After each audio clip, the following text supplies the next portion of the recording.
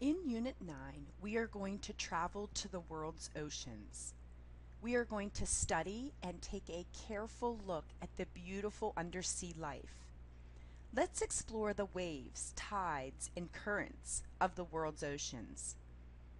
Let's take a visit to a kelp forest, coral reef, and tide pool.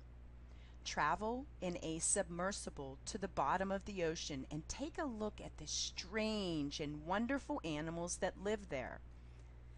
We are going to meet Jacques Cousteau and read about his contributions to oceanography.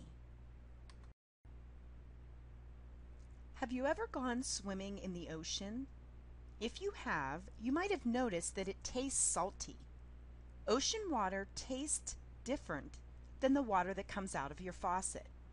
This is because there is a lot of salt mixed in ocean water. Ocean water is called salt water. The water in lakes, ponds, streams, and the water you drink is not salty like the ocean. It is called fresh water. Oceans cover most of the Earth's surface. Although we give the oceans different names, they are all in fact connected. We see waves, which are caused mainly by wind, on the surface of the oceans. This is an illustration of the Earth's oceans. Now we know that the Earth is shaped like a globe, a sphere, or a round ball. But if we would open it flat like a piece of paper, this is what the land and oceans would look like. What is the main color you see on this illustration? That's right, blue. And what do you think that blue represents? That's right, it represents water. Which covers more of the earth? Land, which is represented by the green, or ocean, and water, which is represented by the blue? That's right. Water covers more of the earth. Most of the water on the earth is ocean water. Now let's take a look at some of the oceans on this globe that is opened up like a sheet of paper. Now, if we take a look at this illustration, we can locate first what would be the North Pole, the top of the globe. This is the North Pole. The South Pole is down at the bottom. This is considered the South Pole.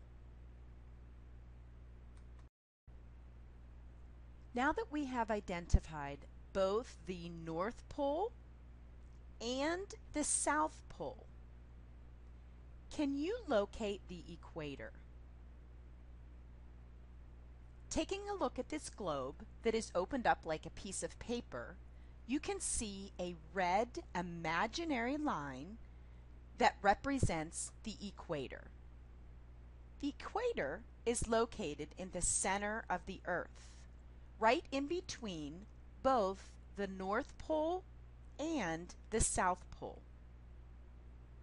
If we begin at the North Pole, we will find the Arctic Ocean. If we travel south and slightly west, we will then reach the North Atlantic Ocean. Traveling and continuing south, we will reach the South Atlantic Ocean and the Southern Ocean. If we continue east, we will then come to the Indian Ocean. And if we keep traveling east and slightly north, then, boys and girls, we will reach the North Pacific Ocean. Now let's travel west. Traveling south and west, we will pass through the Indian Ocean, the Southern Ocean, the South Atlantic Ocean. Continuing our journey west, we will come to the South Pacific Ocean. If we then travel north, we will reach the North Pacific Ocean. As you can see on this globe, boys and girls, all of these oceans are connected. Now you know that oceans are salty and that they are all connected, but that's not all there is to oceans. Ocean water is always in motion. If you have ever been to the ocean, you might have noticed how waves continually keep splashing up onto the beach. Because ocean water is always moving, the water in one part of the ocean will eventually find its way to all the other parts of the ocean. When you look at the ocean, the parts you see moving are the waves. How many of you have visited the ocean and played in the waves that come crashing up onto the beach? If you haven't been to the ocean or the beach and experienced the waves, maybe you have made waves in your bathtub just by pushing the water with your hands and feet back and forth. In the ocean, waves form when wind pushes on the surface of the water. Wind blows across the top of the ocean, creating ripples. When the ripples go to shore, they make the waves you see crashing up onto the beach. What size waves do you think light winds make? Do you think light winds make small or large waves? That's right. The waves are probably smaller if the wind is lighter. Now, what size waves do you think very strong winds make? That's right. Strong winds probably create very, very large waves. Let's compare the waves in these two photos. On the left, you can see that the waves are smaller. What type of wind do you believe there is if the waves are smaller? That's right, it is probably a light wind. Now on the right side in this photo, you can see large crashing waves. What type of wind do you think are creating these large crashing waves? That's right. The picture on the right illustrates strong winds and crashing waves. Ocean currents also keep ocean water in motion.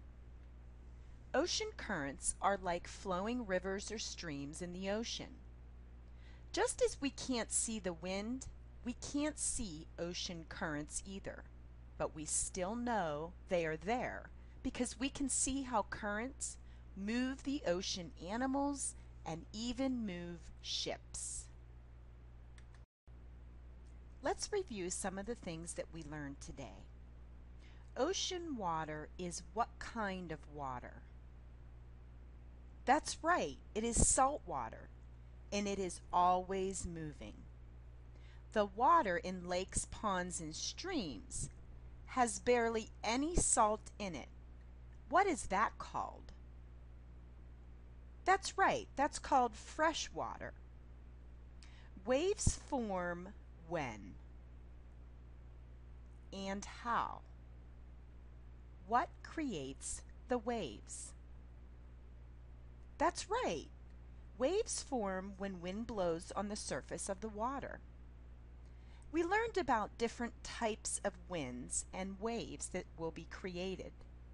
So if the wind is light, what kind of waves will be created? That's right, smaller waves. But if the winds are very strong, what type of waves will form? That's right, very large and forceful waves. Now there's something that we talked about that is like a flowing river or stream of water in the ocean. What is that called? That's right, it is called the current. Currents are like a flowing river or a stream of water in the ocean. Boys and girls, I would like you to work with your learning coach to complete this investigation for Lesson 1. You will be making and moving salt water. After you create your salt water and you show how wind makes waves on the surface of the water, I would like you to take a look at the questions within the online school and discuss these questions with your learning coach. Your investigation will help you to be able to answer these questions and review all of the things that we learned about our amazing oceans.